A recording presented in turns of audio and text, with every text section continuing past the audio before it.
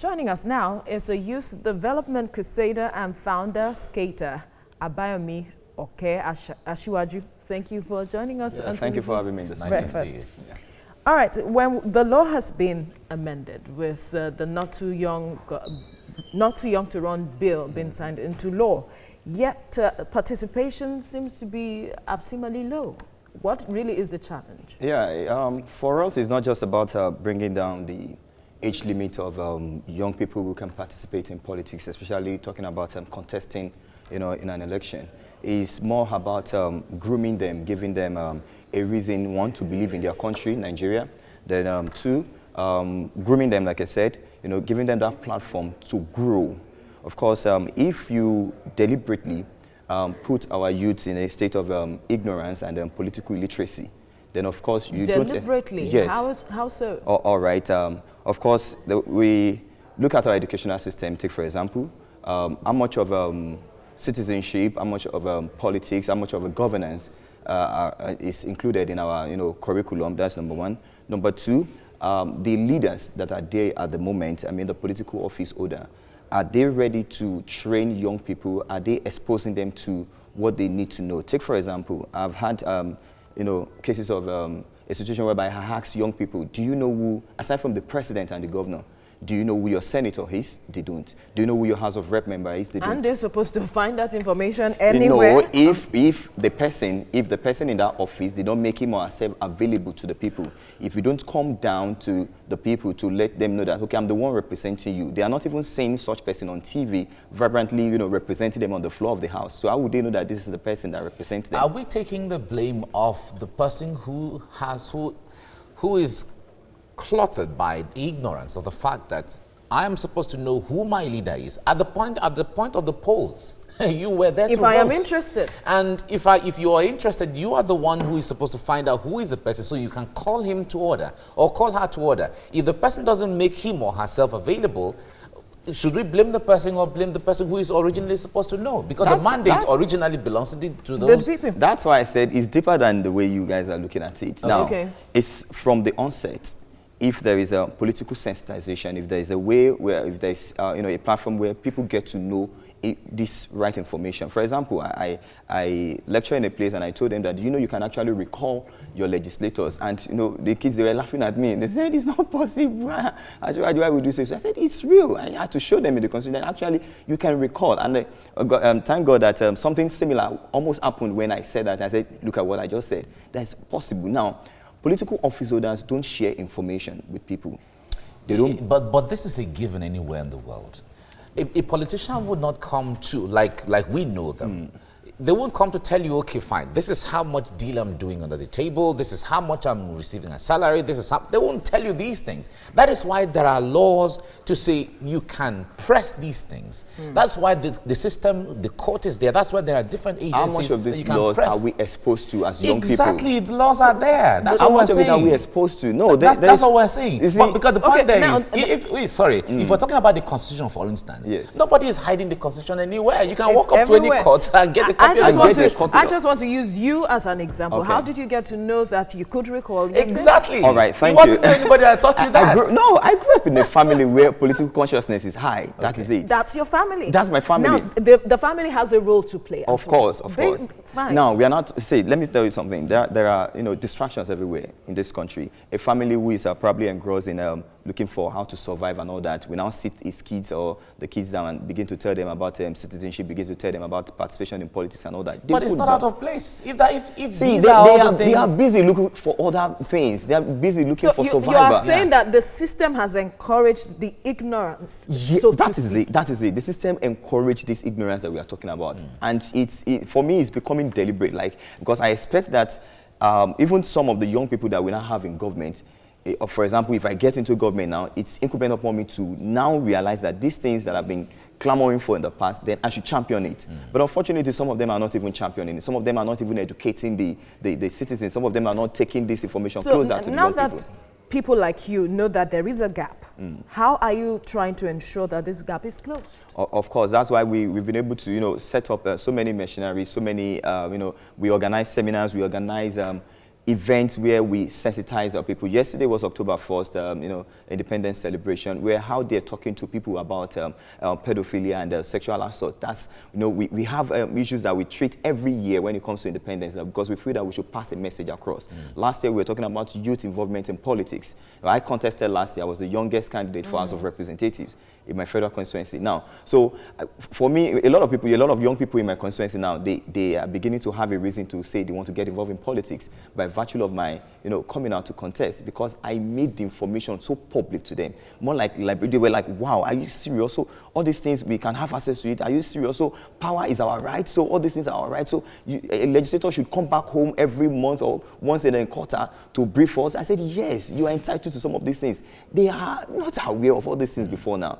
So that is why we blame the youth, because a lot of people have said that even apart from governance, apart from politics, even being current with happenings around, young people are very busy with social media. Because everybody has access to this phone, remaining within their comfort zones. It is the information that you push out. You guys are in the media. You show us what you want us to read or see. You understand? No, we tell you what's happening. We tell you what's happening. By the time you look emphasis on a particular subject matter, then that's what will be that's what we keep saying. We have that's Google. What we keep. Of course, maybe Google should come on TV and begin to tell us what we need to see. Anyway, Abayomi Asiwaju, thank you for your time. Thank you so much for coming. Right. Joining us now is a youth development crusader and founder of SCATA, Abayomi Asiwaju. It's nice to have you join us right now. Thank you. Thank you very much. Now, the issue of youth participation in governance has always been on the front burner. It's not new when that is talked about. But the concern is whether the youths are ready to step in, because certainly no one is going to come to say, okay, all youths gather, we're going to make you, in fact, I'm going to step down as president or step down as senator or step down as governor, and I'm going to hand it over to you as young people. No one is going to do that. The youths being the ones knowing where they want to go, stepping into the shoes or on the platform and taking it. Youths are not really ready to do that. I think I disagree. Youths are ready. So many have shown interest in leadership. So many have shown interest in politics and, of course, in governance as well. But the question is, are the existing leaders ready to, absorb them? Are they ready to give them the platform? One thing is to show interest. So when you use the word give them the platform, it's the same thing I'm talking about. Because it's one thing to have interest. Yes, every Nigerian would like to be the president. That's a good interest. But what does it take to be there, to get there? That's the thing. Now, okay, to be involved in governance in Nigeria, one, it could be either through two ways. You either contest in an election or you wait for a governor or a government to say, come on board, let's see what we can do together. Of course, we've been seeing cases of where some of these new governors have, brought on board some young people, but we are saying you can still do more. Now, those ones probably did it with all sincerity, but there are still some older folks who are in government who believe that they have not enriched themselves enough. One, they will believe that the moment we allow these young people to come in, they'll begin to question us. Now, some people are feeling so insecure that young people ask quite a lot of questions, and because they are not ready to answer some of these questions, so they will not give them, or they will not enable them to get to that place where they will begin to ask questions. So was that was that your experience when you contested? Yes, I have quite a lot. I was a bit gagged. I was, of course, threatened. I was told, are you sure you can take up this mantle of power? Are you sure you can do this better? Of course, I truly showed them that I can. Now, like my slogan there was like, see, I will use what I have to compensate for what I don't have. Now, of course, some of the criticism then or the issues raised was that you don't have enough cash to spend on. But I said I have what it takes. Number one, my knowledge base is intact. I know what you guys do over there because I've been grooming myself all this while for this particular position. I like the word grooming myself. Yes. Yeah. Yes, that's why I said we have. Of course, I've been prepared. You're setting yourself up. No, exactly. Because the point there is, in all of that interest and the expression of your interest, which you took to the level where you bought a form and you got out there and campaigned. Yes. No one said, Abayomi, come and take this. Nobody did that. You did it yourself, except if you want to tell us that somebody said, no, okay, fine. No. You understand? So that's what we're saying. How many of the youth in percentage are like you who decide to take They told you you don't have the cash. They told you you don't have the capacity. They told, but against all that, you decided to go ahead. How many young people are like doing that. that? That's the question Yes, we're I asking. have. Okay, let me just say this. I have quite a number of friends. Of course, they are my friends who are equally as capable, or who has the capacity as I also have. By the way, of course, some of us now advocating for more participation. Right. That's the truth, because I guess this is what this is all about. We are telling young people who are there, the ones who have the capacity to lead, to ensure that they come out. For example, I've encouraged quite a lot of my friends who are probably in the private sector to come to party meetings. Yes, I don't go to political party meetings alone. The ones that I know, okay, it's most times even on Sundays, I'll tell them, okay, Sunday's party meeting, just attend. Let your voice be heard. Let's get involved, because we can only change the system from within. By the time, presently, we are planning something in my constituency, and I brought cerebral guys around, and I said, guys, let us do this thing with these guys. Yes, we have a certain level of number of them in. Those are the existing politicians. We'll be coming in with our own technical know-how from the 21st century kind of guys. Digital knowledge. Digital knowledge, and let's infuse these things together and let's achieve something. So we are getting there. So that's I'm very working optimistic. gradually, It's working. Okay. Nice. Thank you very much, Asiwaju, for coming on the program. We wish you well in what you do. Thank you so and much. how you're encouraging young people to get involved. Thank you so much. Thank you. Joining us now is a youth development crusader and founder of Scatter, Abayomi Oke Asiwaju. Thank you for joining us on TVC Breakfast. Yeah, Good morning. Thank you for Nice to see you. Now, Africa in general, they said to have the largest population of young people, just as it has old people in leadership position. But then when you look at that in relation to Nigeria, is this a function of we not understanding as youth what it means to take up the mantle, or not challenging the roles that we have to play, our leaders, that you guys have to give up this position for us because we need change, so to speak? Yeah, I think one, I don't know, I just like to put the blame on the doors of at the doors of our leaders. But however, the youths too, they really need to come out strongly now. Since there are renewed call for youth participation in governance. So we should just try and see how we can encourage more youths. And let them see that it's not enough to be a leader in your own sphere, like probably in business, in workplace and all that. It's also very important that you play a role in your community. So start from being a community leader, and let your efforts be seen and let your effort be noticed, let it be significant enough for people to see that, oh, this person can actually become a political office or a political leader. So it's important to play a role in your community first, then of course it will later Climb the ladder. Exactly. When it comes to being a leader, it doesn't just pop up and then it comes up. There are attributes, there are virtues that good leaders should have. There are, and one of them is the issue of patience, the issue of tolerance. These are all little things that should be, embodied in the person who wants to lead, because certainly you're going to work with different people with different temperaments and all of that. Now, when it comes to that approach of having patience with either the system, or even you have a strategy to implement, but it's going to take some time for you to implement it, because you're working with different people and different systems and different organizations.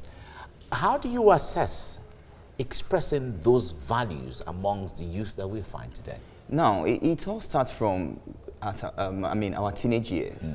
Are we really preparing our secondary school students to be leaders? Right. Understand? Are we exposing them to the right, to the right, environment, and also to the right values? So from the secondary school class, from the secondary school age, we should begin to prepare these young people. One, because character is key. Understand? If you lack the right character, if you are still thinking like this old, or probably the ones that we think they are still occupying the space, then there is nothing new about you that you are bringing on board. So begin to groom them character-wise. Begin to groom them in terms of values that they would love to see in the future. How about the home front, where the family has that is children? where it all starts from. Isn't that where it starts from? That's where it starts from. But I you keep begin saying, to groom your children. But I keep saying that the government has given parents other reasons not to, take care of the home front. That doesn't mean that. Is that a good That is their excuse? primary Because the point there is- responsibility. Because the point there is that we are where we are already. You said earlier that you are a product of a grooming process from the family. Yes. Your mom and dad didn't give the excuse. They had also the responsibility of catering for all of you. The point there is we are where we are already. So if the circumstance is not convenient or conducive, shouldn't the parents find a way of saying, okay, within where we are now, let's come up with new Let's play our strategies? role. Some are finding a way. Okay. But some are not finding it easy to even find a way. Okay. Those are the issues that we're talking about. And all these things still boil down to the system. The system needs to, enable one parent focus on their primary responsibility. Take, for example, if government fix the issue of education, maybe probably it is free. If they fix the issue of health, if it is free, then, parents will now focus on taking care of their children because they will not be thinking of, I need to first Pay your school fees. Pay your school fees. I need to still get some things done. If a child says today that he wants to go to a leadership school, for example, because I still think that we should have some, leadership academy, here and there, the parent will say no. But What there has to primarily be- you should first pass your JAMB, and I said because that's what the system puts in place. There has to be a balance in all of this. I agree with you. I agree with Yes, you. It's and key. home front, in every way, there has to be a balance. Even Very from the key. religious, Aspect. aspect as well. All right. Thank you so much for your time. Abayomi Oke, Asiwaju Thank on you for TVC having me. Breakfast. Thank you for coming.